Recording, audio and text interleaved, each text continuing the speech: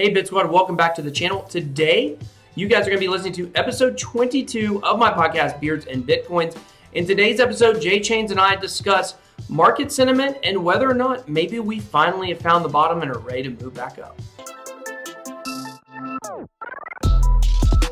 Welcome back to your newest favorite podcast, Beards and Bitcoins, where BitBoy and Jay Chains get together each week to talk about crypto and things happening in the community. They will bring you some special guests and giveaways, so make sure you're subscribed.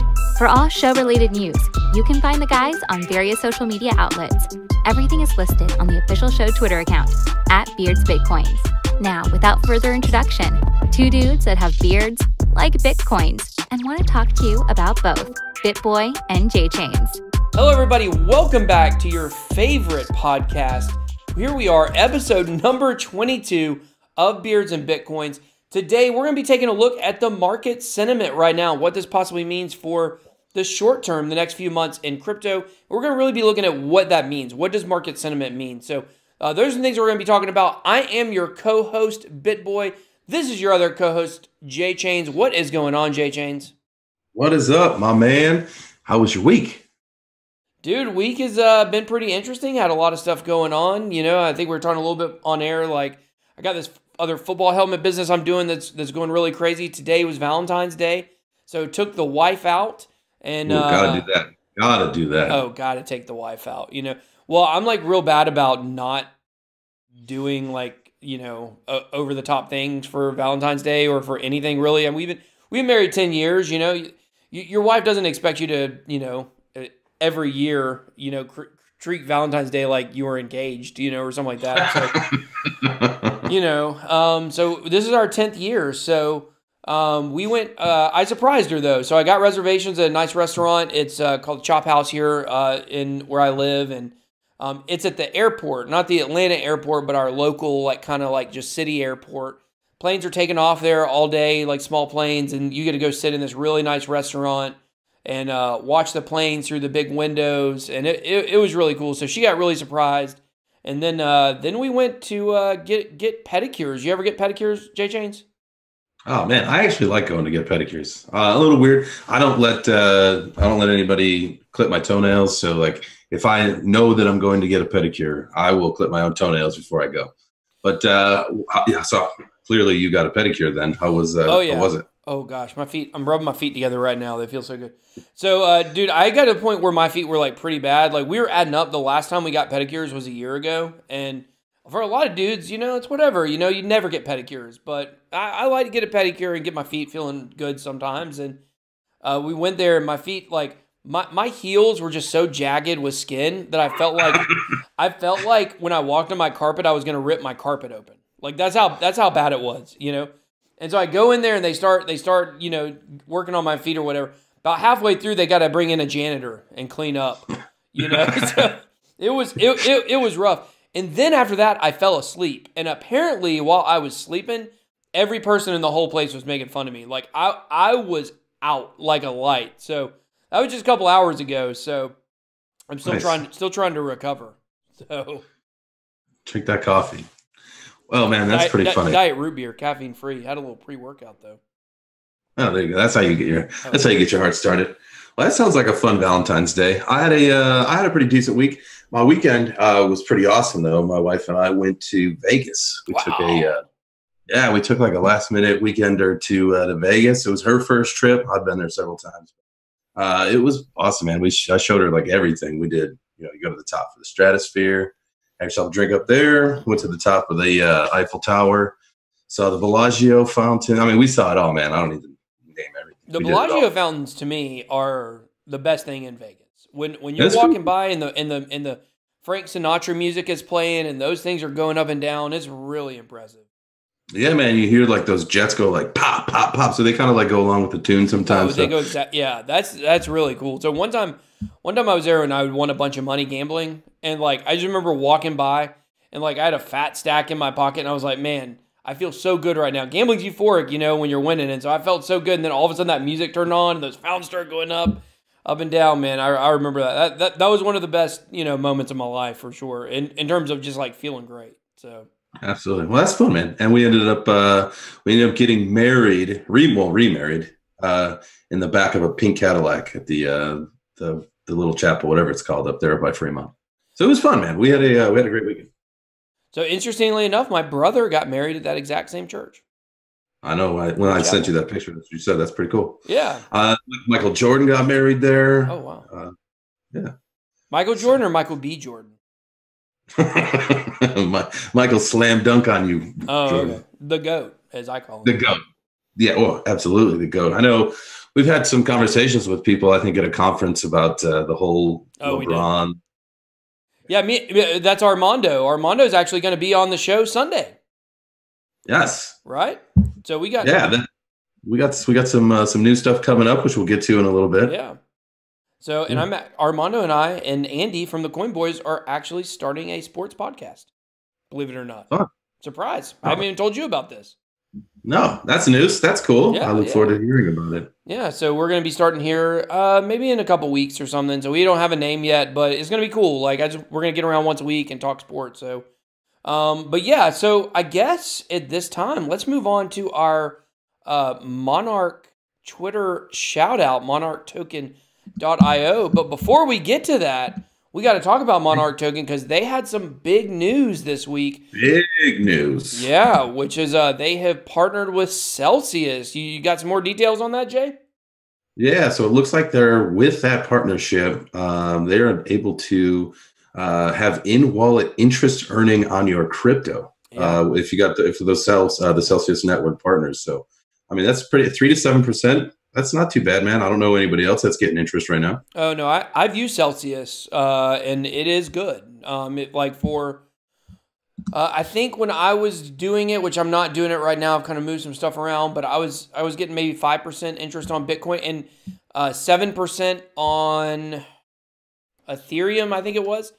But here's the thing about Celsius, which is cool, is they pay that interest every week. So every Monday morning, you get an email from them with your interest, and they're paying you in crypto, so it's like, you've been given, 0.01 Ethereum or 0.05 Ethereum, whatever it might be. So, definitely pretty cool. I'm very interested to see how they're going to pull this off to where you're going to be able to keep your crypto on Monarch and earn with Celsius. I'm very interested to see because the point of Celsius, it's crypto lending. And so basically what they're doing is they're taking your crypto and they're lending it to someone else and they're paying it back to you with a higher interest rate.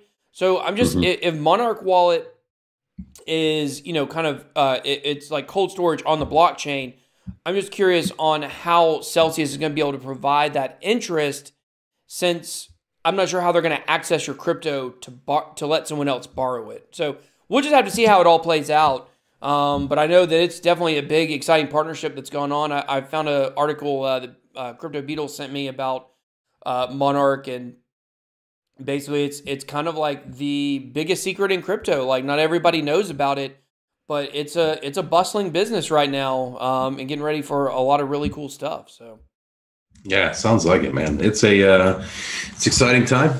It's starting to see some big shifts in the market. I think that's one of the things we want to talk about is sentiment and kind of how we're seeing, reactions and interactions going lately with people, say on crypto Twitter and stuff like that. But for sure. So let's get to our monarchtoken.io Twitter shout out. So who are you shouting out this week, Jay James? I am going to shout out Journey to 100K. You can find him on Twitter at Journey to 100K _. And it's basically, if you go online to their website, it's journey to100k.org, I believe. And it's just, it's all about like making money online. It's resources and how to, make money, whether it's with crypto or start up an online business, or, just go on there and check it out. But it's the journey to make $100,000 and do it all through online. So shout out. With crypto. And a fellow Apollo Knot. But, awesome. Well, crypto, it's easy. You basically just start with a penny and you double it every day, right? That's the goal. Isn't that how it works in crypto? That was a meme. That was a meme that was going around this week. Hit those 10. Oh, man, remember the days of like hitting like 10xers like almost every day? Dude, I remember getting in on XRP, which I don't have anymore. I didn't really understand the inner workings of it, but I just remember getting in on it, and it wasn't. It was less than 20 cents. And all of a sudden I turned around, it was $1. And I was like, what? So those are good times. So anyhow, what about you? Who are you going to shout out today? I'm going to shout out a collection of folks that some of them we've had on the show, definitely people that we like big time, which is CTMZ_live. So it's basically TMZ for crypto Twitter. It's very funny. Our friends Crypto Euclid and Mystical Oaks and Crypto Sanity, Crypto Tyson, like a lot of different guys. Albie are in on this. I hope I didn't forget somebody. Maybe Bitcoin Beggar also. But those guys are basically covering Twitter like it's Hollywood. And it's really funny. Like they're taking stories and narratives and, they're dissecting it and they're having people on for interviews. And it's cool, like it just makes it where, we're so down the rabbit trail or the rabbit hole, not just with crypto, but also with the community. We're a community podcast. And so we're so far down that rabbit hole that, it's so interesting to us when we have these little nuanced stories going on, like crypto Twitter drama. You guys know I was in there was a big crypto Twitter drama thing I was in a couple months ago, but it's just cool to follow. And then those are also cool people just to listen to. So big shout out to them. Awesome. Yeah, fun. They are definitely friends of the show. Oh, yeah, for sure. So I think we want to talk about a little bit before we get into the topic. We want to talk about some changes that are going on. So you want to talk about some changes we got coming to the podcast? Oh, yeah, we're going to make some updates. We're going to take a couple times a month. One of the first things we're going to do is a couple Sundays a month. We're going to do a news show, right? Yeah. We'll bring you some action, some news. This first week, I believe Sunday coming up, just in a couple days here, we are going to have Bill from Minds.com on, and we are going to talk about decentralization and social media, right? Yeah. And Armando is also going to be on. So Crypto Turp. And Armando, Crypto Turp. Yeah, so he's going to be on. He actually uses Minds.com, which is really interesting. He's the one who actually told me about it. So very, just kind of one of those perfect storms of having people on. So yeah, we got some changes coming to the podcast. We're going to be trying to do a couple more shows a month right now. And, eventually our goal is to get up to where we're doing maybe 2 shows a week, something like that. So hope you guys enjoy it. Hope you guys, keep listening with us. And, we got some cool giveaways coming up pretty soon. So you guys make sure you guys are listening out for that as well. Heck yeah. And you know what? If there's something you want to hear us talk about, drop us a note. Yeah. You can find us on Twitter. You can find us all over the interwebs. Just drop us a note. We everywhere. That's right. That's right. So, let's get into our topic today. So, basically what we're going to be talking about is we're going to be talking about market sentiment and what that really means when it comes to charts, what that really means in terms of interest. There's actually, I can't remember the name of, there's a social media crypto project that basically what it does is it aggregates all the social media mentions for different projects and ranks them every week. So you can actually go in there. I don't have the name of it. I can't remember, but you can go in and check it out and it'll show you all the different crypto projects that have been mentioned for that week. But, the reason why I really want to get into this topic today was because I feel like the market sentiment may be changing right now as we speak. We had a giant green candle on Bitcoin maybe last week. And, that candle, it seemed to do something for people. And you may say to yourself, like, okay, well, every green candle that we see doesn't do that to the market, doesn't make it bullish, right? What made this one specific green candle different than, let's say a green candle we may have had in December? Well, the difference is because a lot of people were expecting February to be the month where we bottomed. They were expecting the end of January. If you go back and look at some of Bobby Lee, who is Charlie Lee's brother's predictions, he said if we followed the last market cycle, that we should basically bottom out at the end of January of 2019. Jay, what is the date today? This is like mid-February. It's the 14th. The 14th. As recording, it is the 14th. It is the 14th as we're recording this. That's 2 weeks. Yeah, so we're 2 weeks into February now, and so that green candle that we got last week, that shot way up from about 3,400 to about 3,700. Litecoin pumped really big, and a lot of projects pumping or whatever. I can never get my hat straight. I have to. If you guys are watching, like I always have a hard time getting my hat straight. But anyways, it's okay, a little crooked. Yeah. So I'm not a little crooked, just my hat is. but what that green candle really did is it showed people, I think, that it was confirmation in a lot of people's minds that we've already hit bottom. I've been pretty clear. I believe that we did hit bottom on December 15th of last year. And I think we're kind of in the midst of an accumulation stage. I've been saying that a pretty good bit. But a lot of people were waiting for this huge drop down under the threes. And I don't think we're going to get it. And so this candle, it came out of nowhere and it stayed very stable since then. So, I've been seeing people on Twitter that have been bearish for a long time, and it seems like that sentiment is starting to flip. So what have you kind of seen, maybe on Twitter or in the markets that would make you think that maybe we're actually starting to move forward instead of backwards for the first time in a long time? Yeah, I mean, you bring up a good point. I think what I think, it's like the volcano is like, it's kind of getting ready, right? It's like rumbling, all the That's underneath the earth it's just kind of rumbling. Like you're just seeing some movement, like, things pop like they weren't popping, it's not so much sideways. Like, yeah, there's some ups and downs, but like it's moving. The market is starting to move a little bit. I mean, nothing crazy, but it is exciting to see that. I know that, I've like an idiot, I've started paying more attention to my portfolio. I mean, not nearly as much, as years past, but I think that, remember what was that one GIF that everybody saw where you're checking the blockfolio like every second? Or the Michael, I think it's Steve Carell where he's got like the thing that dogs wear around his neck, where they wear around their neck so they can't, if they're sick or whatever, so they can't scratch their head.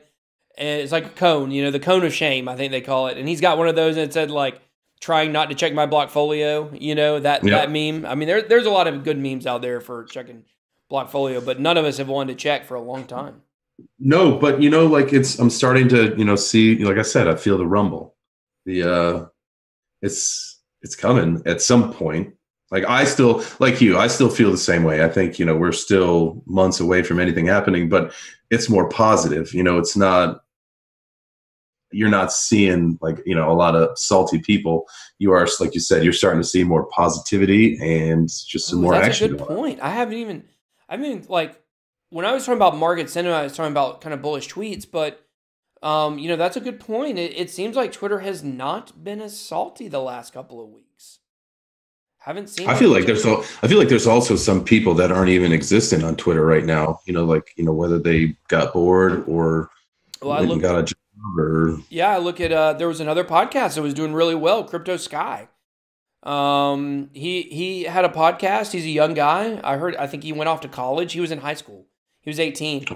And he had some big name guests on there. We need to go through his podcast and find those guests and get a lot of those guests on here. But he had a lot of great guests on, and all of a sudden one day he just disappeared. I don't think anybody's heard from him in a couple months now. Maybe I'm wrong. Maybe somebody hasn't, but he certainly hasn't done a podcast in a long time. There's some other people that were crypto Twitter personalities that have totally disappeared over the last couple of months. So there's definitely a large contingent of people that have disappeared off of crypto Twitter. Yeah, but I think for the most part, it's just become a lot more positive. Like, the whole time for me, I never picked a fight with anybody. I never got, salty with anybody. It was just kind of, it is what it is. It was a fun place to hang out with some people that, became friends in real life. I'm really excited. Next week, I'll be in Los Angeles, going to see a couple of the Satoshi droppers there. Nice. So it's like, I happen to be in town for business, but, Crypto Wendy O droppers, she's going to throw a little get together at the Boomtown Brewery. Shindig is the correct word there. Yeah, a little shindig at the Boomtown Brewery. It's going to be at like 6 p.m. on the 20th. So if you're there, come say hi. Nice. Well, yeah. That's a little plug for myself. I don't know. Well, I got to be careful what I was about to say. It might have turned into a "that's what she said" joke. So, but anyways, it is so interesting to me, not being a person who comes from a financial background, not being a person who was heavily involved in the community of crypto. I've been invested in Bitcoin and interested in it since 2012, but I haven't been a member of the community really until about a year and a half ago. And, watching a full cycle, a bull market to a bear market, and watching the cycle and what that does to the community and what that does to Twitter, it just fascinated me. I remember I remember exactly where I was. It was in March, right? And I was at a local park. I was running, God forbid I were to do some exercise.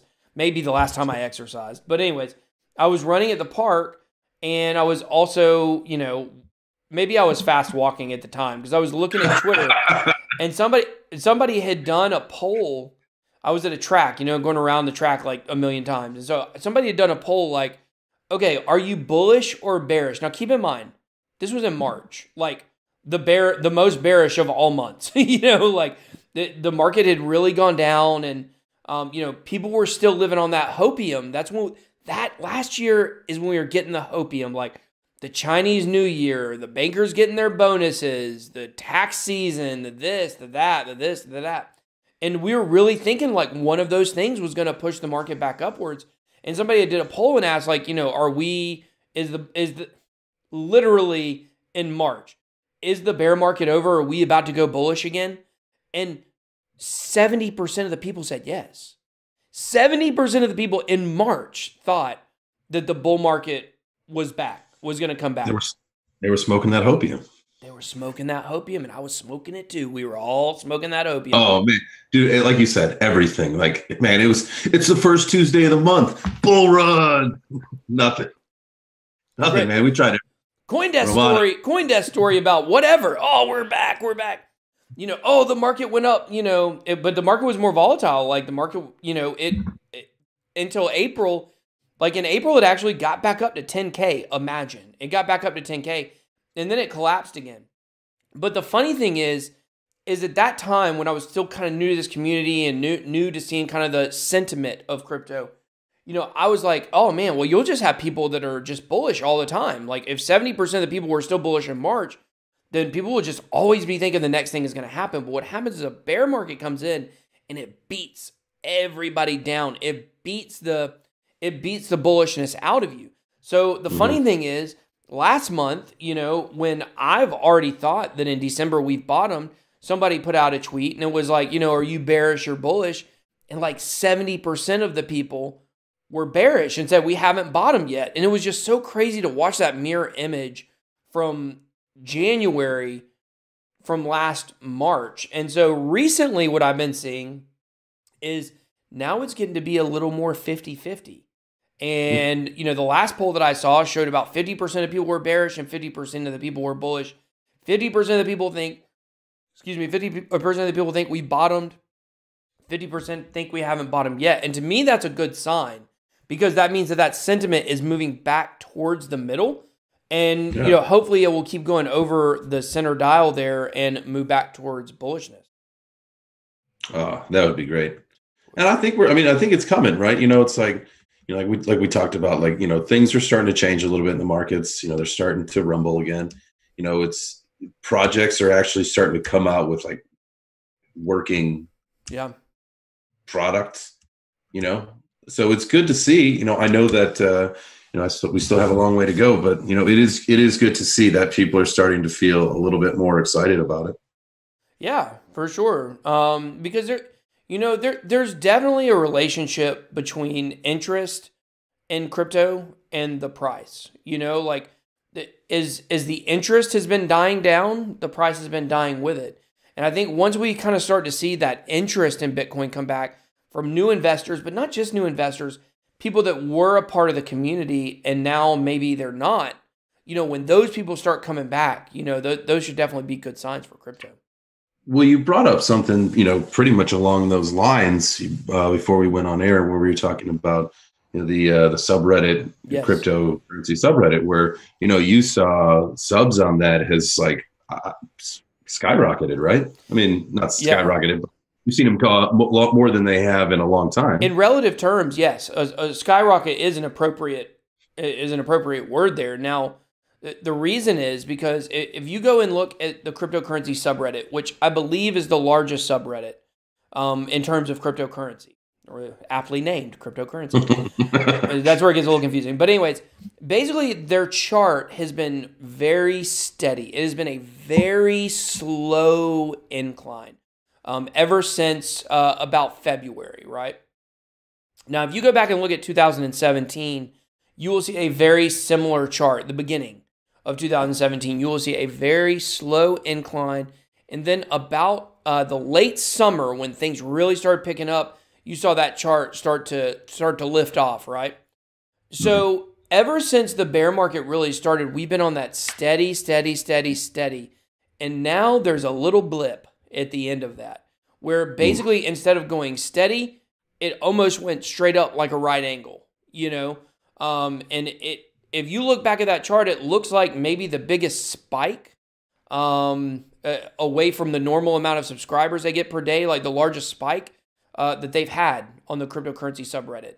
And so to me, that says that the interest is coming back. People are going, they're subscribing to the subreddit, and we need that. We need those new people because, that's the only way we're going to get crypto back on the upswing is to bring new people into the space. And that chart was very interesting. That, to me, that's about the most bullish news I've seen, in recent times.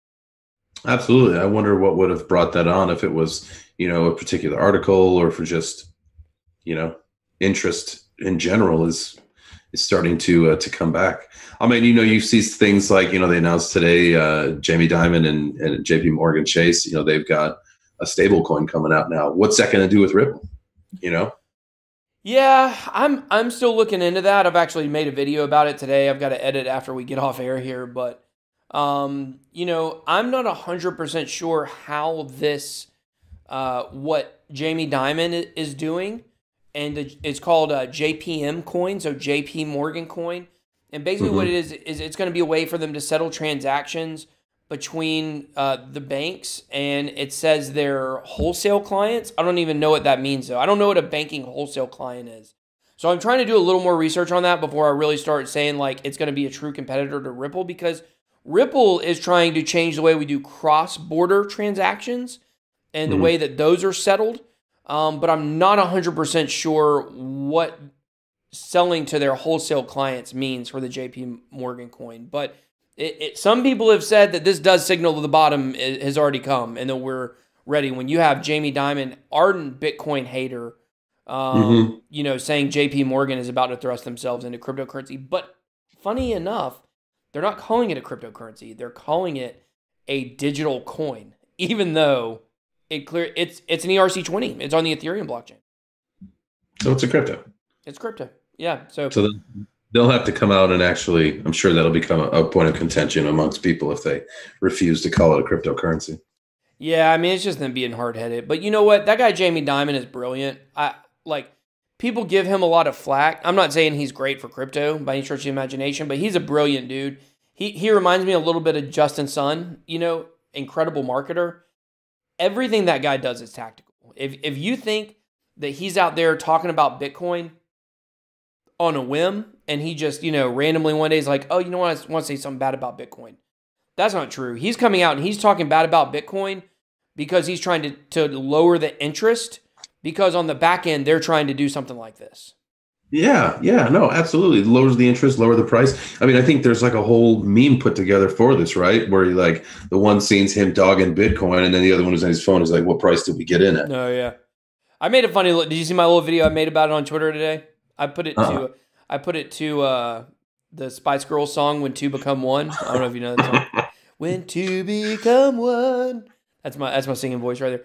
But nice. It's basically Jamie Dimon looking at Bitcoin looking at Jamie Dimon, and then all of a sudden Jamie Dimon has Bitcoin in his eyes. It's pretty fun. I'll have to watch that. Yeah, it'll be on my intro video tonight. But anyways, yeah, so but that brings up another good point that ties into the interest and the sentiment, which is, it seems like we could possibly have a perfect storm brewing in crypto right now for a bull market in the short term. And by short term, I don't mean tomorrow. I mean maybe in March. because March is the month when Fidelity is launching their custodial service. Rumors are that Bakkt is also going to be launching in March, which is going to include, I believe some custodial services, some institutional services, and also, Bitcoin futures contracts are going to be settled in Bitcoin, not in US dollars, which is a big deal. And there's also supposed to be some ways for, people to spend their crypto at retail stores such as Starbucks and maybe spend online with Microsoft. So it seems like those institutional instruments have kind of been holding off launching, but it seems like March is the month they're going to start. You've got Jamie Dimon coming out with this story here that they're creating a stable coin.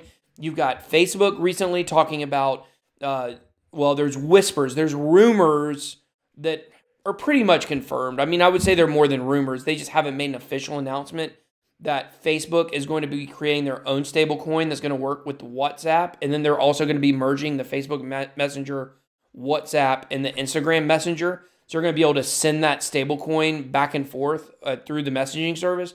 So that's coming out. You've got the Amazon Web Services, their blockchain development platform that's coming out. People are going to be able to build on Ethereum or on the Hyper Fabric Ledger. That is actually coming out. They've released a preview this month for that. So you got a lot of these really interesting, kind of big name companies out there that are getting into crypto, whether it's, just some of the biggest companies in the world like Facebook and Amazon, or some of the, biggest institutional names in the business. They're all starting to jump in. It seems like maybe March is when we could possibly see all that start coming together. And I'll be honest with you, I'm starting to lean towards maybe by the end of March, we might be back up to even 6K. So that'd be great, man. That would just be great. But, I feel that same kind of sentiment though, right? Like, there's projects that, when I was still working with the exchange, I had to kind of review and talk to project leads and devs and people all the time about things that are going on, would they be a good fit for the exchange and all that stuff.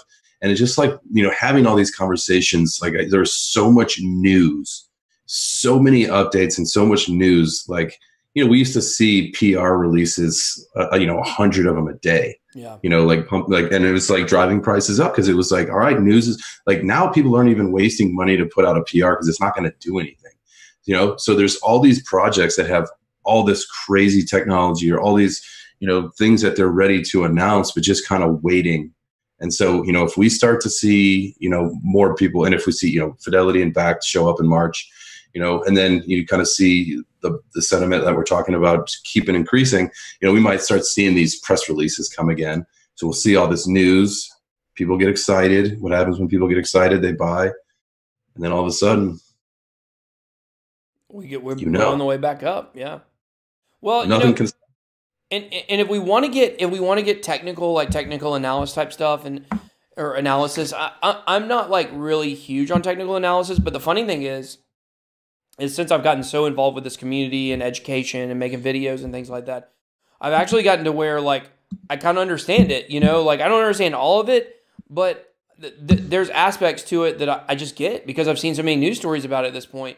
And one thing is a double bottom. And basically what a double bottom is that it kind of needs to bottom twice before it bounces back up. And is that my dinosaur TA video I did? No, I did a TA on the BTT, and the way it's not showing up, but you can kind of see like where the dino head was. That was perfect, huh? Yeah. Dang. I mean, it works. Cool. In my TA video, I did a dinosaur head as well. How funny is that? That is funny. That was the perfect dino head. Perfect dino head. But the thing about it is the I think it's either the daily moving average or the 200. I think of the 200 week moving average, whatever it was. Basically, in December we had bottomed and bounced off that, and recently we came very close to bouncing off it again. It's so close that it might as well have bounced off of it again. So Crypto Daily did a video about it. I did a video about it. Kind of saying like, oh well, if this happens, if we get this drop, and sure enough, Bitcoin did drop pretty hard. And came very close to bouncing off that. So, was that enough to be considered a double bottom? Not really sure. but it seemed like it might have been. And so there's kind of some stuff on the technical side that indicates that we might be moving up as well. And here's another thing. This is something that drives me crazy, right? We talk about the different stages of a market, right? We talk about euphoria, we talk about disbelief, we talk about capitulation, we talk about accumulation, we talk about depression, we talk about all these different stages. Panic, right? And, when we look back at the last chart from the last bear market, people say we've now passed it. We've now been in the longest bear market ever, is what people say. But the thing about those stages is you don't really know exactly where those stages are until you look back on them, right? And so we may very well be well into accumulation at this point if that bottom was December 15th, but because we haven't started bullish going straight up, people are saying we're still in a bear market, but I honestly don't believe that we are. I believe that and it gets kind of semantical, but I believe you have a bull market, a bear market, and then you have accumulation in the middle, and that's where we're at right now. Like a neutral market, right? It's your sideways market. Yeah, your sideways market, right?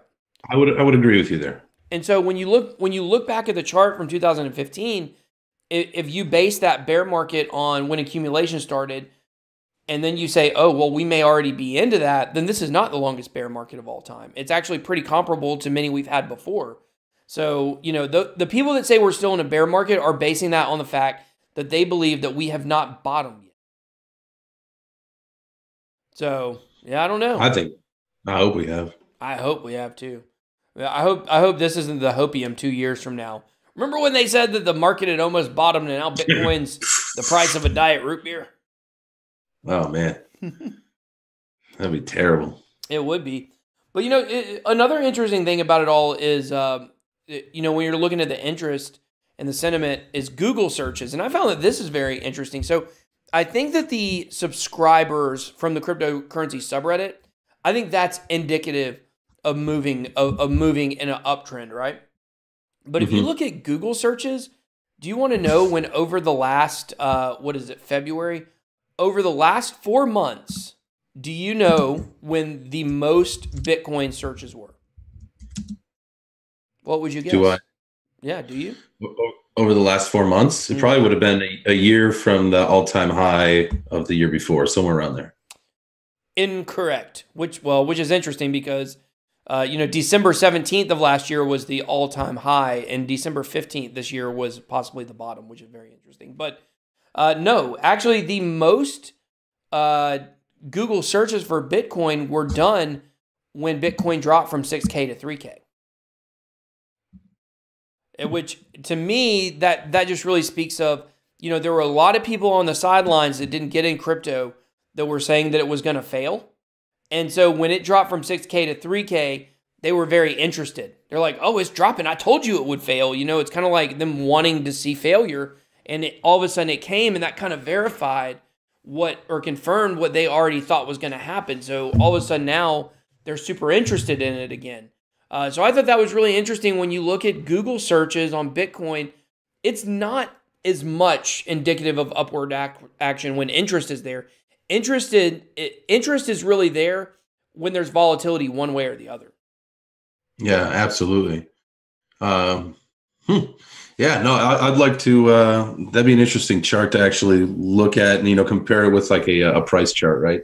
With keywords or, search history and stuff, and kind of see how, if they correlate to each other, go up and down at the same time or however. Yeah. Because we did see, a lot of people that have gotten out of the space. But, if you see more people popping in and all of a sudden on a much bigger scale worldwide, you start seeing things, like some of these privacy coins are bringing in like IP masking and stuff. It's like, if you're in a country like China and cryptocurrency is banned, but you can, mask your IP and get involved. These are things that are starting to come out now. That opens up the door to, we know was a big market. Yeah, and it's funny. These were things that I used to talk about in, a year ago when we were looking at like, hopefully the market turning around any time, was just looking at like, okay, what would it take for Bitcoin to hit $1 million? you know? And the answer to me is pretty simple. If 25% of the world was using Bitcoin, it would hit $1 million. If it hit 100%, then I have no idea how high it would go. But, you know, 25% of people were using Bitcoin. I did a video where I worked math out on it. So it's still a little speculative, but I worked out some math on how it could get there. And, you know, when you're looking at 25% of the world using Bitcoin, that's basically China. Yeah. You know, if all of China or all of India used Bitcoin, then we would get there almost overnight. So, you think like everybody would get like your goal would be to have one Satoshi because that's all that there would be available to you? One Satoshi, gosh, I always forget. I think if Bitcoin hits $1 million, one Satoshi will be worth like the equivalent of 1 cent. I think that's right. Oh, okay. Yeah. So because there are, how many digits are there in Bitcoin? 10 or 9 decimal places, right? I think or so. Eight decimal places. When it got to the 9th, it would be 1 million because you got to add your decimals for your dollars and cents in. So anyways, if you were to move that decimal over all the way to the left, you know, one Satoshi would equal 1 penny, which is very interesting. I think that would kind of be a place where we could finally get the stability for Bitcoin. It would lose the volatility. At that point, basically the volatility would only be kind of like comparative to inflation. So some people think it can go as high as 10 million, and that's when we'll get the stability. But, you know, I don't know. A lot of people don't think that we're ever going to get 25% of the people using Bitcoin. So, well, I think, you know, we see more and more, and you see the polls come out, you know, who's going to start running the world soon? You know, people from our generation and younger. Yep. And that's what we believe in. You know, we don't trade stocks, you know, we trade cryptos. You know, we believe in technology. That was the world that, you know, I was on the kind of the end of both spectrums. You know, it's like I played outside as a child, but then as I got a little bit older is when we started getting technology. So, you know, I think that as the generational gaps grow even more and, you know, the older people come out of touch and it's all, you know, the world becomes run by younger people, we are going to see more people that have faith in that system that will want to use it. I'm ready for it. Yeah. I'm in my mid 30s. You know, I know people that are younger are ready for it too. I mean, it's just a matter of time. It may not be, you know, in the next 20 years, but it'll be somewhere around there where we're using that much. I think. Yeah, I agree. I think there is definitely, it's kind of like this, like when, you know, people in the 70s, let's just say people that were in high school in the 70s, if they wanted to go find a book at the library, they would have to ask the library. You know, you got to go in there. You got to say, like, okay, listen, tell me, where's this book? And not really the What's book. that called? The Dewey Decimal System? Dewey Decimal System, you know, like you try to use it, but it never worked. You know, they had to show you how it worked. Like I never understood it. Maybe in the 70s people did. But like it was that middleman, you know, it's like, okay, I need information. Can you show me where I can find this information? And so the librarian would go help you and you'd find the book or whatever. But the generation that's coming up now, like they're used to cutting middlemen out. They don't need someone to help them. If I'm in Walmart and I need to find an item, like I would rather Google like, hey, what aisle in Walmart is this on? It's faster. Then ask the person that's standing right next to me, because half the time they don't know, and even when they do know, they got a legion, a wild goose chase all around the store looking for this thing, and I can just look up the information myself. Like I don't need a middleman. And so there's a generation rising up that operates like that. Like I'm probably a little more technological than most people that are my age. I mean, at 36, I don't know. Maybe that's I would say that. Obviously, I pretty much live on the internet, but yeah, absolutely. You know, so I actually kind of lean towards operating the way that the younger generation operates in that way. Whereas I know people that are just like, oh, I just rather, you know, talk to somebody directly or stop and ask for directions, or I don't know. Are there men that stop and ask for directions? But that's a different show. So I think there's a generation that's rising up, that is used to not needing a middleman for something. Mm-hmm. And so when you bring up the stock world, that's very interesting, because what is a stockbroker? A stockbroker is a person that can transact a stock transaction for you. even if you use something like E-Trade, right? E-Trade basically is your stockbroker. They're still in the middle of that transaction. And so you have this generation of people saying, we don't need someone like, I don't need a broker to buy something. But with stocks, the way stocks operate, you actually still do, right? But I just did a story this week where we talked about $544 trillion coming, into crypto. But it's basically just saying that like all of the world's real estate, all of the world's stocks, all of that stuff is going to get tokenized. So right now, if you want to buy one share of a company, you buy one share of a company. In the future, when all that is tokenized, if you want to buy 1/10 of one share of one company, you can do that. So, that's just kind of the world that we're moving to. And I agree with you wholeheartedly that the younger generation is going to play a big role in that and saying like, okay, why do we need you to do this for us? Like, we've got a phone right now. Shouldn't we be able to do this ourselves? Yeah, it's like saying, I know that you've got solar and wind and, water technology that'll power things, but we're going to go back to the coal. Because, exactly. Come on now. Who are you, Donald Trump? Give me that. Yeah, right. Give me the Chris Carter. Come on, man. Come on, man. Coal. No, I'm not picking on Donald Trump. I'm just saying that was a big rallying cry. I was talking about coal. So, there's people that still rely on those kind of jobs right now. But it's true. I don't mean to dog on people. Yeah, I don't know. I don't know. In 20 years, that will probably be an obsolete business. It's just probably the truth. So. We're looking for a house right now, and I think on one of my key searches is that solar, man. I want to cut down on that electricity bill. Yeah, for sure. I mean, who wouldn't want to do that? So, well, I hope you guys have enjoyed this episode. I think that's pretty much it for sentiment. We kind of covered everything we wanted to cover there. And I certainly hope that this episode is going to age well. I hope in 3 months that people aren't looking back at this episode and saying you were selling a bunch of hopium, and people are looking back at this episode and saying, man, that really was, when the market really started to turn, basically. It'll either be zeros or heroes. That's it. But you know what? Let me tell you about BitBoy. First of all, he loves to talk in third person. He doesn't do it that much. he doesn't do it that much, but when he does it, it's very effective. But BitBoy takes stances. I don't wish-wash with whatever, direction the current is blowing in. I stick to what I say. So I've said, I believe December 15th is the bottom. I'm sticking with that until we meet new lows, and I will say I was wrong. And I'm sticking with this with the sentiment. I think things are changing. I really do. So I'm going to stick with that. And then if I get proven wrong, then you know what? I'll admit I was wrong. So the storm, she's a brewing. She's a brewing. The volcano's getting ready to erupt. It's our rumbling, bumbling, stumbling.